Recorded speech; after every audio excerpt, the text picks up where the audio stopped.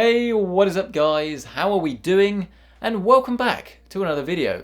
Now today, I've got something very thin, something very light, and something fairly special. It's the Acer Swit 7, a ultrabook that costs around about £1,000 here in the UK. That is one of, if not the thinnest notebooks out there available today in the 13-inch form factor. And I've been using it over the last month as I've been finishing my university studies, and I've actually been able to put this through its paces and pretty much be a very good use case for the sort of person that would use this laptop. And it's grown on me a lot, I really do like it, but there are just a couple of things that do need to be said about it that do stop it from being perfect. And so, to kick us off, we'll start by taking a look at the Acer Swit 7's design, which is probably its biggest and best thing, because this thing looks really luxury, it looks excellent, it feels very expensive, and the black and gold aluminium finish, or aluminum finish if you're from the US, I think looks just pretty amazing really, and it definitely looks like a high-end bit of kit. There are only a couple of things that I don't like about the design. While the body has pretty much no flex to it at all and is really impressive in that department, it does rock slightly when you are using this with the screen all the way out, all the way extended. Depends on the surface you're using, but if it was maybe a little bit heavy on the base, then this would stop it from doing so, and you do have to sort of move the screen back a little bit to compensate for this. The other thing is the fact that this is a fingerprint magnet, and that's probably the main thing I dislike about this laptop.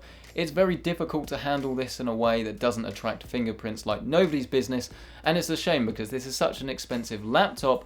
I don't know, maybe I would expect something that didn't have this problem. It's easily rectified, but it's very difficult not to come across in the first place.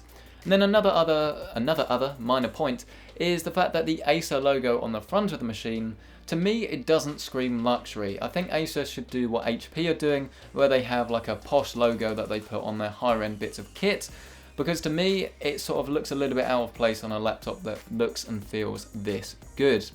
Now this laptop, if you haven't already noticed, is incredibly thin, and this makes it very easy to quickly stick in a bag and take with you wherever you want to go.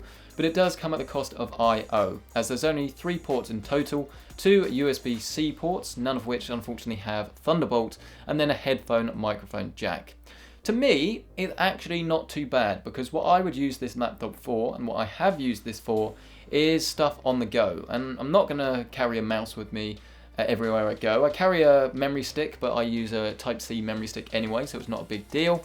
But if you are someone that wants to use a load of USB Type-A stuff, you're going to be out of luck here. You do get an adapter provided, but using dongles is going to be a bit of a nightmare for a lot of people, and there's no SD card reader or anything like that, so if you do want to edit photos, this may not be the best choice for you. Moving back round to the inside of the laptop though, you'll notice the display, and the display is pretty damn good. It's not as glossy, as far as I can tell, as the Acer Swit 5, which is definitely a good thing, but the screen quality hasn't been decreased in any way. It's a very rich IPS panel, viewing angles are very, very good, and 1080p on a 13-inch laptop is more than anybody needs. Everything is super sharp, and if you're someone that maybe thinks, oh, it's only 1080p, seriously don't, because on a laptop like this, it's more than you will need. Now moving down the laptop, we'll find the keyboard and the trackpad. Now the bad news is that there's no biometric sensor to be found, so if you want to use Windows Hello to log in, you can't. But there's also no keyboard backlight, which is a bit of a strange omission.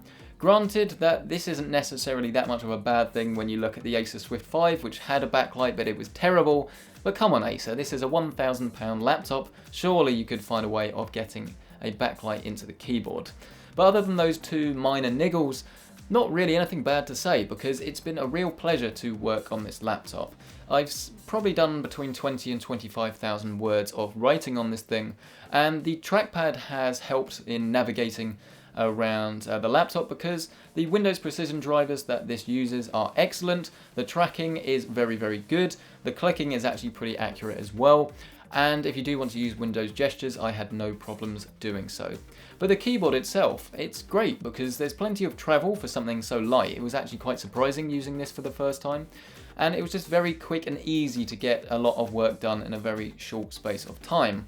Seriously, if you're someone, I don't know, you're into your PR or you just generally do a lot of writing on the go, I would seriously advise adding this to your shortlist because it has been excellent for me to just quickly put in a bag, go to an office, move to another office, move to an office, move to a coffee shop, all the time just quickly opening it up and getting some work done.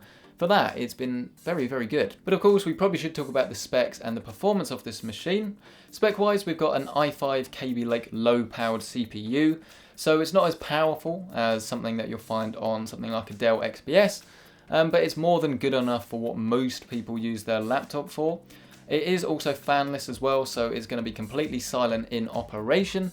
You will find that the laptop will get a little bit warm as it sort of dissipates the heat throughout the body, but it never got unpleasant at all, and it was actually quite nice to have a completely silent running machine. We've also got 8GB of DDR3 RAM, and then an SSD that is 256GB. Now, the sad thing with the SSD is that it's not NVMe, it's only SATA speeds.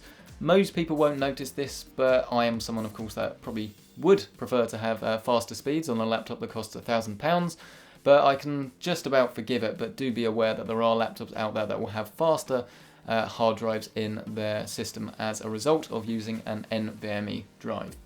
And generally, performance-wise, well, battery life, it's slightly inconsistent. It's not always what I expect it to be, but it's pretty much always over 5 hours. I think you're probably looking between 5 and 7 hours, depending on what you're going to use it for. But you are someone that, say, wants to use this full time, you get into the office at 9, but you've forgotten your charger, I wouldn't be surprised if it had run out around about 2-3 o'clock. But of course it would depend entirely on your use case. And performance-wise, it's never really had anything that it hasn't liked, but I haven't tried to stress out the machine too much. I've mainly just been doing web browsing and writing. If you're someone that wants to do a bit of light photo editing, I think it will be able to handle it, but if you want to use this as a dedicated work machine for something that isn't just general use or isn't doing a lot of writing, then maybe you should look at getting something that's a little bit thicker, has more I/O and more power from a more powerful CPU. And there you go, that's pretty much everything I think I have to say about the Swift 7. I've really, really enjoyed my time with it, and if I wasn't someone that does video editing, I actually would strongly consider picking one up, because for something that is this thin and this light, to have a trackpad that's that good, and to have a keyboard that's good, I think that's something that you may not find on other laptops. It's going to be very, very close, and there's definitely some good competition from the likes of the HP Spectre, and you can get some 2-in-1 convertibles and things like that. But overall, I've been very, very happy with it, which is why it wins the Top Purchase Award. I would prefer that they had added a Thunderbolt port, an NVMe SSD, and there was significantly less fingerprinting on the body itself. But other than that, if you can get over those things, then this is a very good choice for you. A massive thank you to Acer for actually supplying this review sample used for this video. A massive thank you, of course, to you guys for watching. If you want to see more laptop reviews, then find them in the top right hand corner of this video. Like the video if you liked it, dislike it if you didn't. Subscribe for more videos just like this, and you probably should leave before my voice goes entirely. A massive thank you, and I'll see you in the next video.